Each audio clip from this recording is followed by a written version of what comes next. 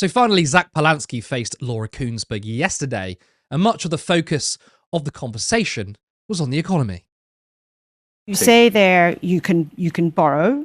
The government's already borrowing enormous amounts, and there is an already massive amount of national debt. And it's way more than the government spends every year, and it costs a fortune to pay the interest on that debt. So would you not put any limits on government borrowing? Well, the first thing to say is debt to GDP ratio is at 100%. In Japan, it's 270%, and they have much better living standards than we do. But in terms of this country, it's at the highest level it's been for a very, very long time. The financial markets are very sensitive to the decisions that the Chancellor makes. That's the case whether you'd like it or not. The UK's already got huge levels of debt. So are you suggesting that actually you'd be relaxed about the government borrowing much, much more? Well, I think Andy Burnham was really interesting recently when he said we need to stop being in hock to the bond markets. And I think And there was a market reaction. Well, exactly. So what I think we need to do is get back to a place where actually democratic politicians who are elected by the people are more worried about the cleaners, the teachers, the nurses, the people on the ground who are actually creating the economy with their hands, rather than the people who hold these assets, who are making money while they sleep without actually working. That's deeply problematic. Now, are the markets important? Of course, they play a role, but much more important is the trust of the public on the politicians that they democratically elect. And we've gone so far the other way. Now, a lot of the media talks about debt to GDP. And yes, it's currently at 100%, meaning that, we must curb spending, apparently. Yet, this graph shows that the current debt is nowhere near the peak. Notice where the spike is, which is our debt to GDP was 250%. That was the 1940s because, of course, we just had a very expensive war. It didn't stop us. We built the NHS, the welfare state, and council houses, improved the lives of millions.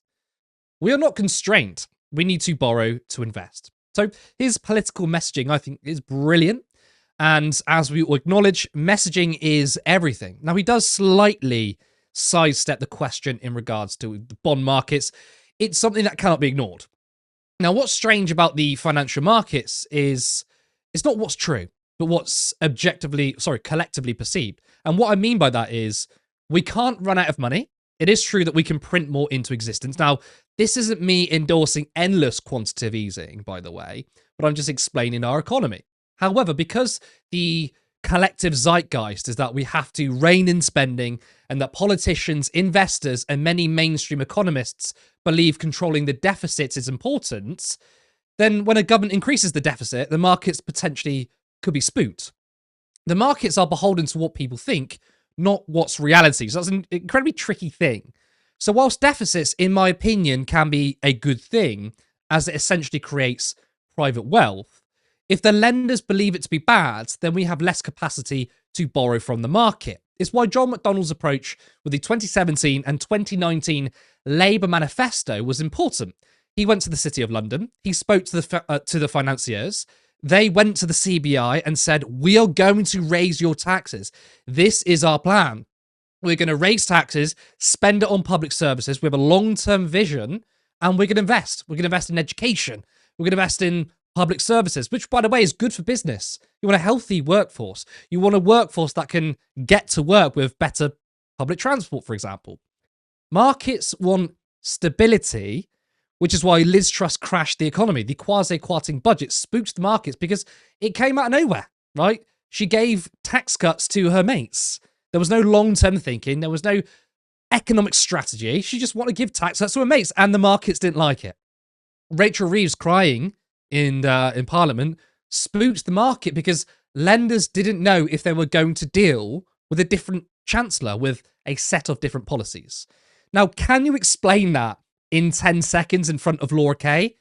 Probably not, so I don't really blame Zack. Now they continue, and I think Zack really expresses himself well. But the real world that we live in is that this country owes trillions of pounds to the financial markets, and therefore decisions that politicians take Don't they have to take them into account? Well, You two can't wish things away there. the overdraft. So I'm definitely not going to defend Liz Truss. I don't think anyone should. But actually, you said it really well. She was borrowing for unfunded tax cuts. What I'm talking about is borrowing for capital, infrastructure and investment that essentially creates spending multipliers that comes back into the economy. Second, though, in terms of the borrowing, a lot of that borrowing is from the Bank of England. That's money we owe to ourselves. It's not borrowing or debt in any real sense. Also, it's a lot of foreign countries who want to have that debt because actually that's a good investment for them because we have a relatively stable currency. But before we get into, we could go down a really esoteric debate about economics. It is important though, because it is important. Can I say one other thing on that though, on the esotericism? Well, I want to ask you. A household economy is nothing like a national budget, and we really need to break that metaphor. And of course, it is not the same thing. But people look at the government in terms of what they borrow and what they spend and how they raise money through our taxation. But we need to break that metaphor because it's a completely different way of looking at the economy, which is really important. I just want to get a specific answer to that question, though. Do you believe there ought to be any limit on the amount that the government borrows? Would you say? Yes, absolutely. And where would you set it? It depends on how many resources you have in the economy and also people who are able to use that resources. So you have to watch inflation, but that's not about how much you borrow. That's about the physical resources in a space. Once that's run out, then you're in a problem. But we're in a problem anyway because we face a climate crisis and an ecological emergency. And so we have literal physical barriers to the amount that we should be producing. Okay. Now, 30% of our debt is to the Bank of England, which Zack is correct, is kind of, owing the money to ourselves. And I really appreciated how he tried to explain that our economy isn't a household debt, because it isn't. But he didn't really get to delve into that. I do find as well with Laura Kuenssberg saying, we could get all esoteric about the economy, but let's not have a real discussion about the economy. Let's go on to the pre-talking points I've got planned for you. We didn't use the clip, actually, but there is a bit in the Laura Kuenssberg segment where Zack Polanski is talking about wealth taxes, and Laura Kuenssberg says, I know you're talking about wealth taxes, so here's a chart on income taxes and why the very richest are paying the most. And it's like, well, I'm talking about wealth taxes. But what he did do was explain that most of our constraints are on resources and inflation. Now, there is a big debate on the economy within the left, MMT, which means modern monetary theory. It basically explains that because we have a sovereign currency, we have the capacity to print money. We have an endless supply of money, and constraint isn't on money, but on inflation. Now, I think MMT has some really interesting ideas, although I think there are more limits than just inflation and resources. We are still constrained to the market and market forces and how they behave. Now, look, I would love to get an MMT economist on in the future. Ideally, have two left economists, one MMT and one that opposes MMT, and have a real big debate. He also talked about spending multipliers, which is really important. Borrowing to invest is good. More investment, more jobs, and more economic activity. The next topic was about taxes, and this is where Zack really shines. We just heard Adi Alexander there strongly hinting that the limit on benefits for bigger families, known as the two-child benefit cap, is going to go. If that is swept away, is that a victory for the left, maybe including you? Absolutely. It's something we've been calling for a long time. 1 in 3 children are living in poverty, and this would lift 300,000 children out of poverty almost immediately. It's absolutely outrageous it's taken the Labour government so long to do it. But if they do it, that'll be a victory and they'll celebrate it. More widely, though, we know that this Chancellor will keep talking about tough choices. But they always seem to be tough choices for people out of work or working people who are working really hard while their wages aren't going up, but food prices are going up. For disabled people, when are we going to see tough choices for multimillionaires and billionaires? It's time to tax the rich. I mean, you really can't argue with him there. We always hear about tough choices, but never on those who actually carry the burden. The conversation shifted to where Zack may stand as an MP, and he didn't rule out a showdown with Keir Starmer. And you've suggested that you'll stand as an MP in London. One poll showed that you could actually take the Holborn and St Pancras seat, which just happens to be the Prime Minister's constituency. Do you fancy taking him on? It'd be very tempting to take Keir Starmer down. But actually what I'm doing right now is really focusing on right across England and Wales, growing the Green Party. We've just hit 175,000 members. But you are tempted to take him on, that's what you said. I mean, I'm tempted to take on any Labour MP that's a disaster and ultimately replace them with a better MP who will stand for people and planet rather than vested interests. I mean, that felt more like Kuenssberg goading Zack to say yes to run in Holborn and St Pancras.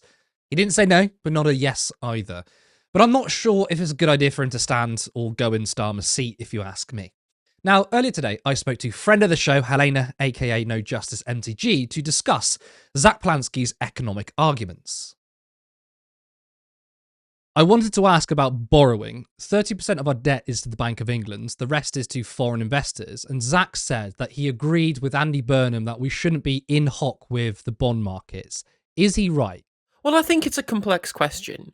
So when we say things like in hoc to the bond markets, what Andy Burnham was referencing there was this idea that because we have stripped away state capacity, we are reliant on private investors and private finance to be able to provide the government with the means with which that they can issue those bonds, right? Insofar as if we had more state capacity, we had more public ownership, there was more revenue to the state from state-owned industries, for example, we wouldn't have to rely on having debt finance to engage in government spending.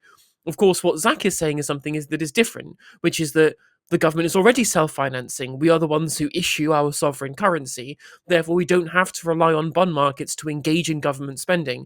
Now, you can make the choice to issue government bonds to finance spending if you want. You can maintain currency value, which I think is something that a lot of MMT proponents miss when they look at the overall macroeconomy, insofar as they want to spend money without issuing bonds, which you can and are perfectly able to do so and perfectly suggestible that you should do so. But you might see the currency fall if you issue too much. So you can issue bonds to ensure that there is always a buyer of that money, there's always a demand for it, so that you can maintain that currency value. But if you want to engage in bond-free spending, which Zack was saying, you can do that, but you have to worry, as most MMT proponents will tell you, about whether inflation is high or not, and if there is enough real resources in that economy that you can mobilize with that government spending. So those are two different things. And honestly, myself, I probably fall somewhere in between those two positions, like the MMT prescription about money being created by the state as a sovereign currency issuer. I think that's fundamentally true. Does that lead to the prescription that you can spend money as much as you want and there is no constraint other than inflation and resources? Well, I think currency value is something that is relevant.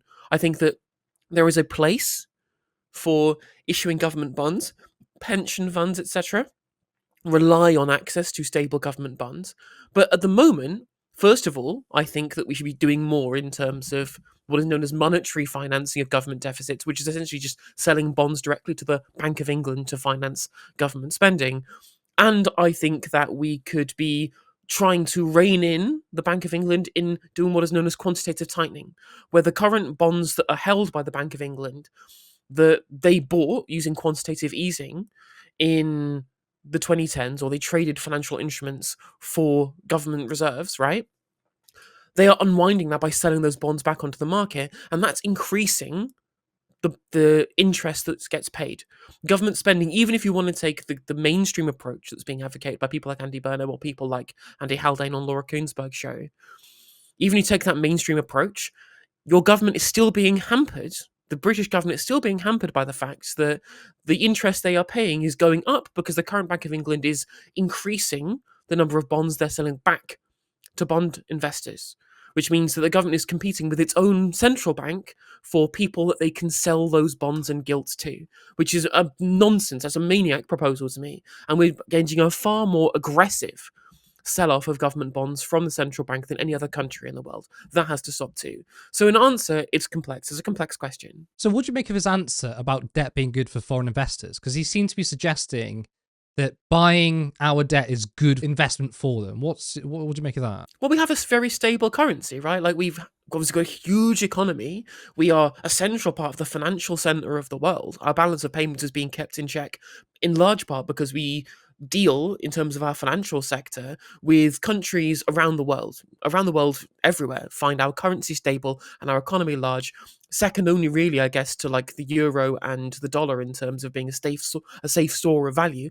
So this idea that there is just not a market for government debt, or that we'll suddenly be in a financial crisis of sorts because yields will get too high and our government bonds will spiral out of control, I found that to be a nonsense. And I think Zack was very good in pointing that out, that there will always be broadly a demand for pound sterling and bonds that are denominated in that currency because of how big our economy is, how central our economy has been to the world economy for the last century or so. and even before then, of course, before the dollar became the world's reserve currency. And so this idea that there is jitters in the financial markets for our bonds denominated in pounds, I think that's real nonsense. I think Zack was right to point it out. I mean, this conversation inevitably has brought up MMT. You sort of reference it there. So Zack spoke about the real limits on the economy, right? It's not money, but it's inflation and resources. I think that's true in a sense that, yes, we literally create money, right? But of course, the biggest proponents of MMT say inflation, resources, that's the limits. I do think that because we are a global economy and we don't have the US hegemonic power, we still have to take the financial markets into account. What are your thoughts? I think I would lie somewhere in between still. So it is basically true that no matter what your currency is, no matter where you are, you can still mobilize real resources by using government spending, especially if the private sector doesn't want to do that, or is there no scope for the private sector? Like, for example, very easy example of this in the UK is how many people that we currently have who are not working because they are sick. 40% of people who are signed off as not fit for work are on government waiting lists with the NHS. Engaging in any amount of fiscal expansion to increase healthcare provision to get those people back into work, being productive, producing things for the economy is a net benefit. That's a real resource that you can mobilize through state expenditure. That's fine. The limit comes to how your currency is related to the world economy. Like, so for example, you've seen inflationary crises in smaller countries around the world many times. They get brought up in the MMT conversation over and over and over again by people who oppose more government spending. You'll turn into Weimar Germany. You'll turn into Yugoslavia. You'll turn into Zimbabwe. Well, because they also had a really big problem where a lot of their debt was denominated in a foreign currency, insofar as their government spending was reliant upon having a good relationship between their own currency and the value of the dollar.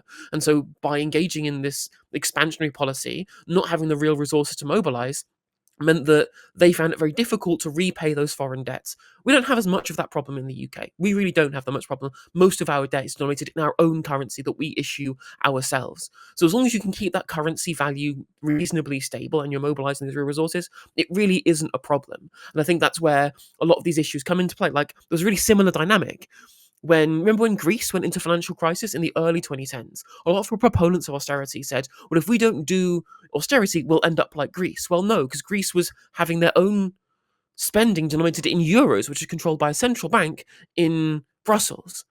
And their economy was so different to Germany in terms of how these people traded that they found themselves in a real problem of being able to pay that money back. We don't have that problem with a sovereign central bank, with a sovereign currency where we get to denominate our own debt in our own currency. These are totally different from the situations that you see in the smaller countries that were reliant on the dollar, such as Zimbabwe and Weimar Germany, and in not the same way as Greece were in the early 2010s. I mean, it was interesting thinking about where we could use quantitative easing. If we were to spend quantitative easing on like education and health, they have real world effects, as you sort of alluded to.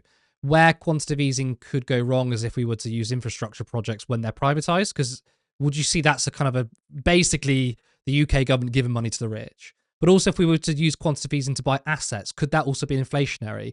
And should quantitative easing only be spent on things such as, like I said, public education and healthcare? I mean, anything that would increase overall economic growth, I think, is something that you can justify using new money to spend on. Like, quantitative easing is when the central bank buys government bonds broadly, that could be from the market, from the state. So in terms of monetary finance of government deficits, is what happens when you sell bonds to the Bank of England, which you can now do now they're outside the European Union, fun fact.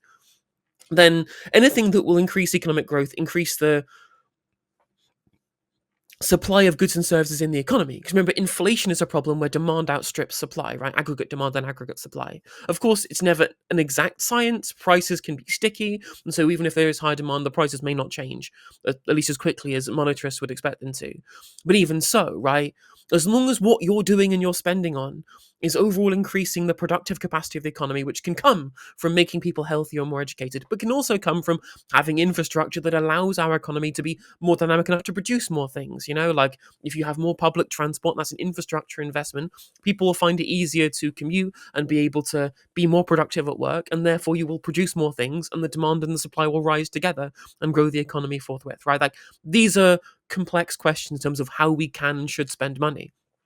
But what it can't be spent on, at least not in an inflationary environment, is just giving money to people, like helicopter money, which is what was being described in the 2010s when we were in a liquidity trap and there was no demand at all. Demand is kind of less bad in terms of how it looks in the broader structure of the economy at the moment. So if you are going to spend money, you should be putting it into productive businesses, things that increase overall productive capacity like infrastructure spending, or holistic state expenditure that makes people more productive like healthcare and education. The one thing you can't do is just give money to people, at least not in my opinion. I'm not a Steve Keen when it comes to helicopter money. Do you think there's anything, I mean, not particularly in the Laura Kuenssberg segment, do you think there's anything that Zack Polanski and the Green Party are missing when it comes to their economic arguments? I do note that Aditya Chakraborty did an article and talks about how basically the Green Party's policy isn't ambitious enough, and that basically the taxing wealth policy of over £10 million will basically do nothing. I mean, we need to have more public ownership, more worker ownership. I think that's a big factor of the problem. I think I agree fundamentally with Andy Burnham, trying to say that, well, the reason we're in this position of having to rely on financial markets is because we've stripped back the capacity of the state to self-finance by having infrastructure owned by the state. But the same is also true of regular working people, right? If we had more worker ownership, people would have more personal wealth themselves and wouldn't have to rely on the state as much too. So I think that's a bigger scope in terms of the way we can be looking at the economy. When it comes to the interview with Laura Kuenssberg, I think I would say my personal opinion on this is that when Zack said something like, oh, we can always borrow money, we can always self-finance, right? In response to a question about, well, what if the financial markets take a dislike to your policy? I think the response should be, because I believe that there should be at least some space for bond spending, even if I believe it shouldn't be everything, is that people want to buy government debt from the UK as long as they has a story as to how that money is being spent to make the country better. As long as you can guarantee to the bond markets that there will be a return on their investment, they will want to buy your bonds. And that's what I would do in response, right? The problem with Liz Truss, there was no story. There was, quite frankly, a weekend where she just went, we're doing all these things, why? Don't know, but because we think it'll be good, at a time when pension funds were over leveraged and when the Bank of England had started quantitative tightening, and it led to this kind of unique maelstrom of collapse. The same is true of Rachel Reeves and Labour. They have no vision, they have no story, they have no plan to sell to the bond markets. In fact, the fact they keep doing these slapdash briefings and smorgasbord approaches to policy whilst fundamentally telling the public they're doing basically what the Tories did makes it look like they don't know what they're doing, potentially because they don't, and it's all last minute because they spent 5 years getting the left out of politics rather than formulating a prospectus for government. And the bond markets don't like that. What John McDonnell did in the run-up to the election in 2017 and 2019, and what the Greens are doing now, what they should be doing to a greater extent, is saying, this is our plan for how we make our economy better. This is how we're going to pay for it through government spending.